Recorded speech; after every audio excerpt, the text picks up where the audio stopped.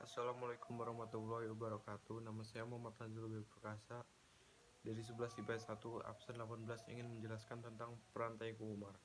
Teuku Umar adalah pahlawan asal Aceh yang berjuang dengan cara pura-pura bekerja sama dengan Belanda dan terkenal akan strategi perang dan perang gerilyanya. Ia melawan Belanda ketika telah mengumpulkan senjata dan uang yang cukup banyak.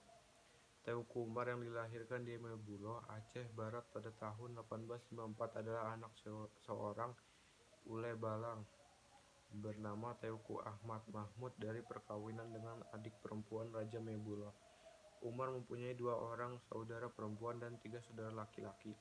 Nenek moyang Umar adalah Datuk Mahmud Sakti berasal dari Minangkabau. Dia merupakan keturunan dari Laksamana Muda Nanta yang merupakan perwakilan Kesultanan Aceh pada zaman pemerintahan Sultan Iskandar Muda di Parimanan. Salah satu keturunan Datuk Mahmud Sakti pernah berjasa terhadap Sultan Aceh pada waktu itu terancam oleh seorang panglima Segi yang ingin merebut kekuasaannya. Berkat jasanya tersebut, itu diangkat menjadi Ule Balang 6 Mukim dengan gelar Teuku Nan Ranceh. Teuku Nan Ranceh mempunyai 2 orang putra yaitu Teuku Nanta Setia dan Teuku Ahmad Mahmud. Sepeninggalan Teuku Nan Ranceh, Teuku Nanta Setia menggantikan kedudukan ayahnya sebagai Ule Balang 6 Mukim. Ia mempunyai anak perempuan bernama Cut Nyakdin. Teuku Umar dari kecil dikenal sebagai anak yang cerdas, pemberani, dan kadang suka berkelahi dengan teman sebayanya. Ia juga memiliki sifat yang keras dan pantang menyerah dalam menghadapi segala persoalan. Teuku Umar tidak pernah menghadapi pendidikan formal. Meski demikian, ia mampu menjadi seorang pemimpin yang kuat, cerdas, dan pemberani. Dan pada Perang Aceh meletus pada 1873, Teuku Umar ikut serta berjuang bersama pejuang-pejuang Aceh lainnya. Umurnya baru menginjak 19 tahun. Mulanya ia berjuang di kampungnya sendiri dan kemudian dilanjutkan ke Aceh Barat. Pada umur yang masih muda ini, Teuku Umar sudah diangkat sebagai Kecuk Gampong atau juga dikenal dengan kepala desa di daerah Daya Melebuh.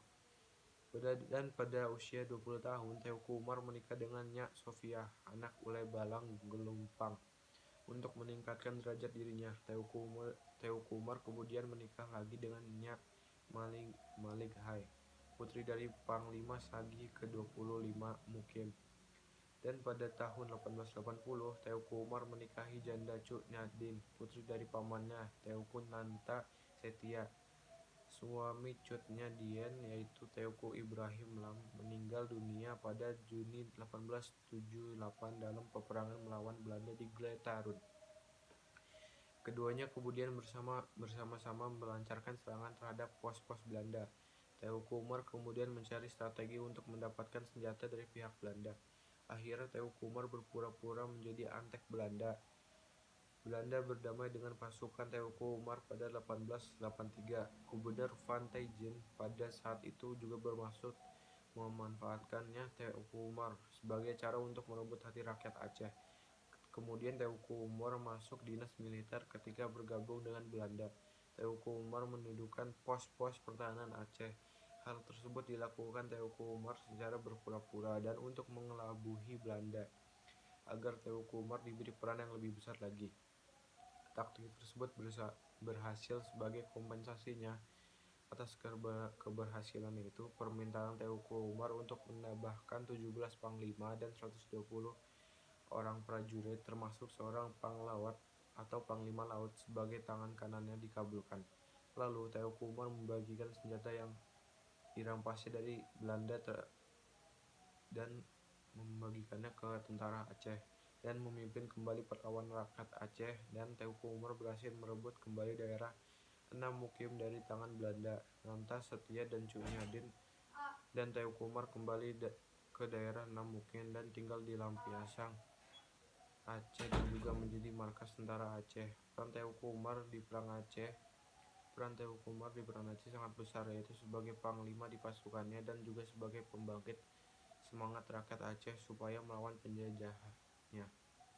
Dan gugurnya Teuku Umar adalah pada Februari 1899. Jenderal Van Hulst mendapatkan laporan dari mata-matanya mengenai kedatangan Teuku Umar di Mebuloh dan segera menempatkan sejumlah pasukan dan cukup kuat di perbatasan Mebuloh. Malam menjelang 11 Februari 1899, Teuku Umar bersama pasukannya tiba di pinggiran kota Mebuloh. Pasukan Aceh tersebut terkejut ketika pasukan Van Hus menjegatnya. Posisi pasukannya tidak menguntungkan dan tidak ada jalan satu-satunya, dan jalan untuk selamat adalah pasukannya untuk bertempur. Dalam pertempuran itu, Teuku Umar gugur karena terkena peluru dari pasukan musuh yang menembus ke dadanya. Jenazahnya dimakamkan di masjid Kampung Mugo di hulu Sungai Mebuloh. Mendengar berita kematian suaminya, Cut Nyadin sangat bersedih, namun bukan berarti perjuangan telah berakhir. Dengan gugurnya suaminya tersebut, Cut Nyadin bertekad untuk meneruskan perjuangan rakyat Belanda melawan Belanda. Ia pun mengambil alih pasukan perlawanan perjuangan Aceh. Assalamualaikum warahmatullahi wabarakatuh.